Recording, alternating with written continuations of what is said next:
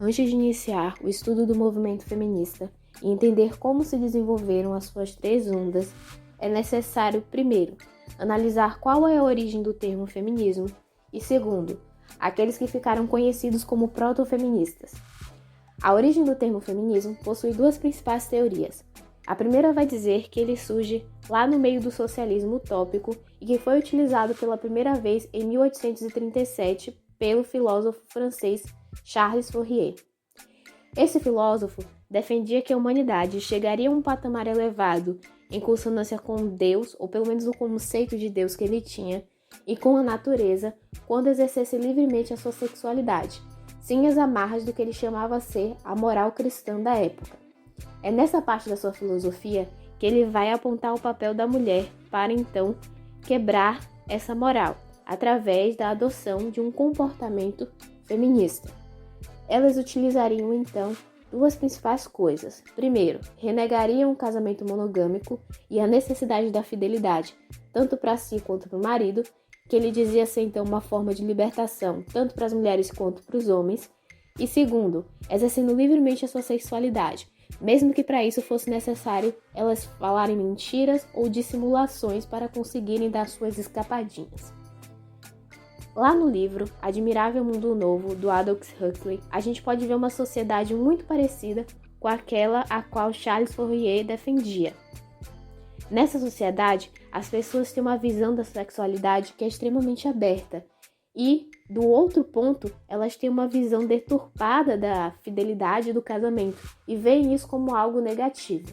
É uma leitura interessante para a gente conseguir entender qual é a exposição e o que pode chegar ali à revolução sexual, que dá origem principalmente ali na segunda parte do feminismo, na segunda onda do feminismo. A segunda teoria vai dizer que, segundo a historiadora francesa Geneviève Frosset, a primeira vez em que o termo feminismo foi utilizado foi pelo escritor francês Alexandre Dumas Filho, em um periódico chamado O Homem e Mulher. Nesse periódico, ele vai dizer que feminismo é a atitude dos homens que apoiavam as pautas do movimento feminino da época, principalmente o divórcio, que ele era abertamente contra. Ele, no entanto, retira esse termo de uma tese médica de 1871 chamada Do Feminismo e do Infantilismo na Tuberculose, na qual um médico francês vai defender que, quando os homens adquiriam tuberculose e a doença ia avançando, eles acabavam adquirindo também traços femininos e infantis, ou seja, eles perdiam peso, se tornavam mais fracos, os seus traços ficavam mais finos. Logo, a gente pode entender que Alexandre Dumas Filho utiliza ali como um termo pejorativo, dizendo então que os feministas ou esses homens ali que participavam dos movimentos femininos da época estavam perdendo a sua masculinidade.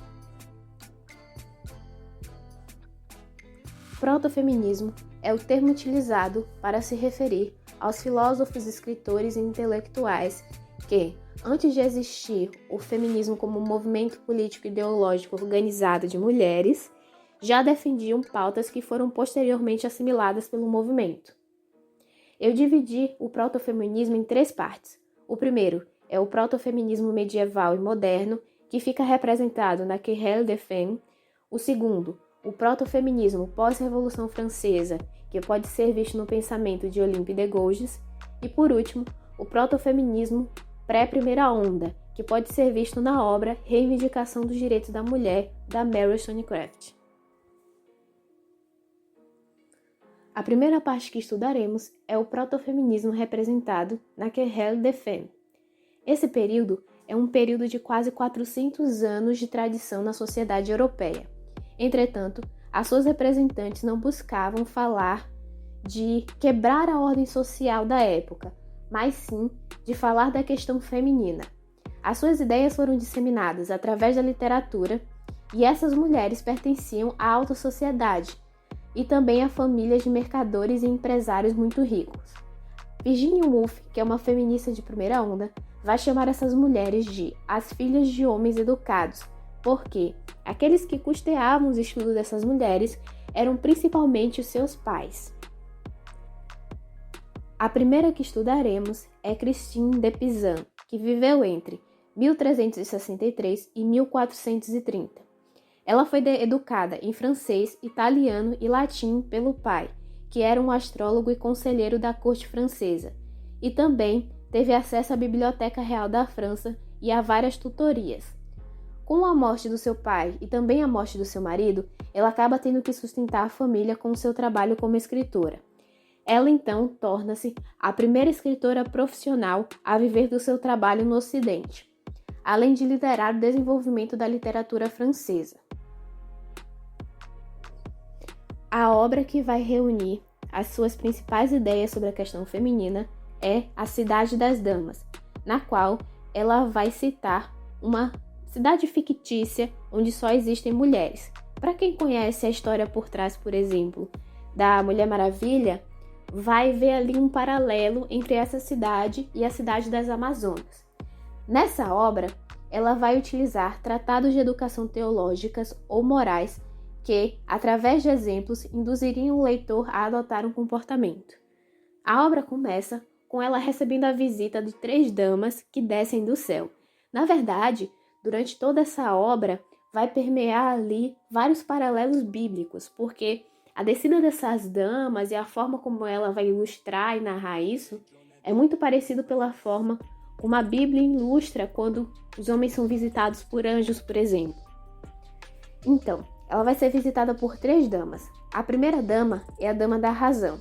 Esta insiste que ela utilize a sua oratória para argumentar contra as concepções deturpadas e negativas que eram sustentadas pelos escritores e filósofos da época.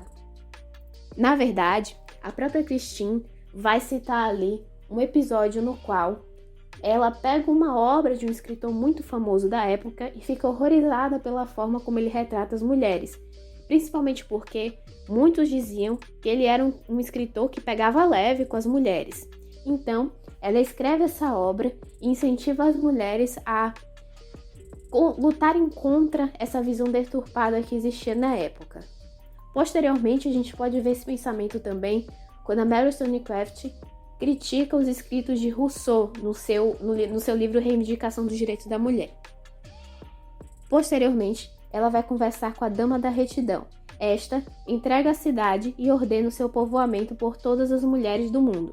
Entretanto, a gente pode perceber que ela reforça a ordem social da época ao dizer que as primeiras mulheres que entrariam nessa cidade eram as mulheres de elite. Por último, a Dama da Justiça vai dizer que essas mulheres deveriam ser guiadas pelas virtudes e pela retidão. De que forma? As líderes dessa cidade seriam as santas e as mulheres virtuosas, por exemplo. E ela conclama também que todas as mulheres defendam a sua honra através de uma atitude virtuosa.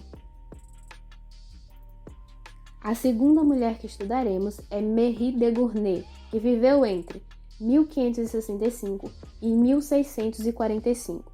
Ela veio de uma família da baixa aristocracia e era uma autodidata em literatura francesa, filosofia, latim e grego. Com a morte dos pais e a consequente decadência financeira da família, ela acaba tendo que se sustentar por meio da sua escrita.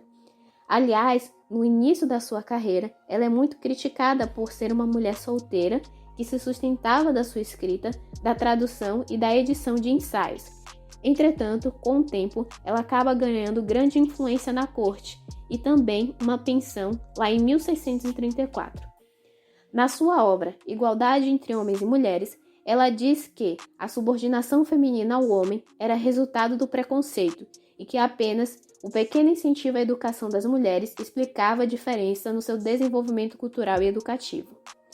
Em A Reclamação das Damas, ela diz que as mulheres foram abandonadas e tiveram seu poder tomado e impossibilitadas de desenvolver a sua virtude, restando para elas apenas a ignorância, a servitude e a possibilidade de agir como bobinhas se fosse necessário.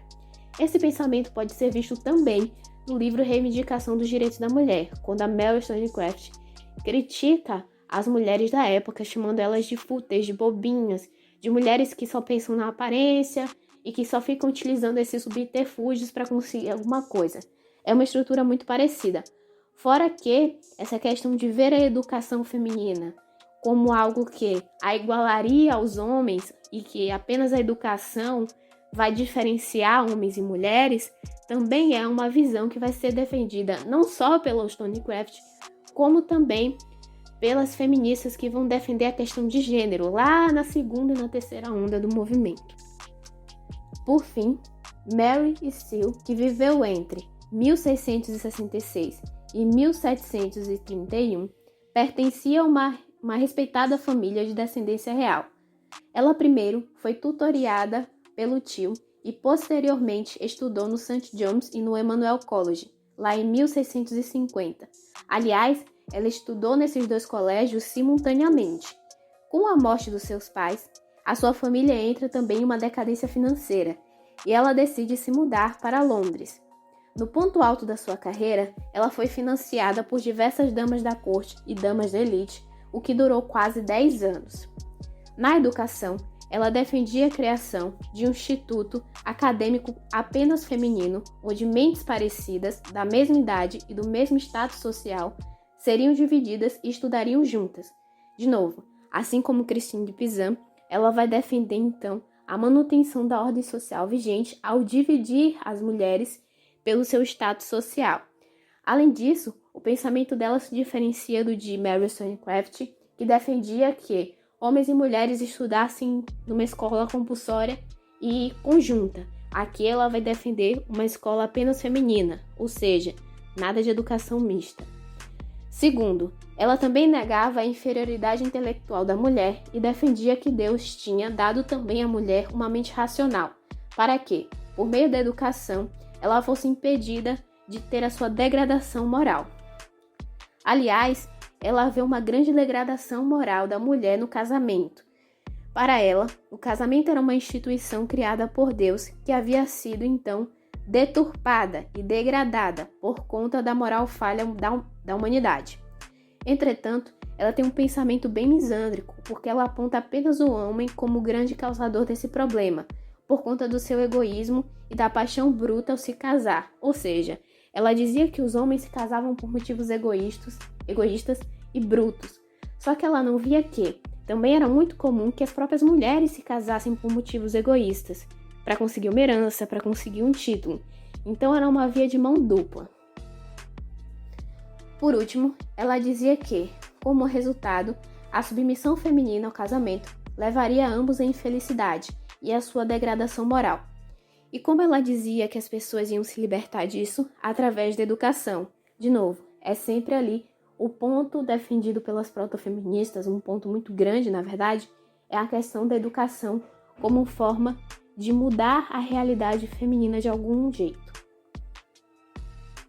Existiram, obviamente, outras mulheres que também são representantes do período da Querelle defende. Só que eu escolhi essas 3 mulheres porque o pensamento delas vai generalizar ali o que defendiam as mulheres durante esse período. Então, quais seriam as principais pautas desse período? Primeiro, a igualdade intelectual entre homens e mulheres. Segundo, a questão da educação e o pedido para que houvesse maior incentivo na educação das mulheres. Entretanto, lembrando que essas mulheres defendiam, na verdade, um incentivo à educação das mulheres da própria elite, não necessariamente de todas as mulheres, e as que defendiam que todas as mulheres fossem educadas, na verdade diziam que elas tinham que ser educadas não só separadamente, mas diferentemente, segundo o seu status social. Então nem todas as mulheres receberiam a mesma educação. Dessa forma, é possível perceber que o feminismo, ou pautas que foram utilizadas pela primeira onda do feminismo, podem ser vistas desde ali do período medieval e do período moderno e vão perpassar até a primeira onda do feminismo.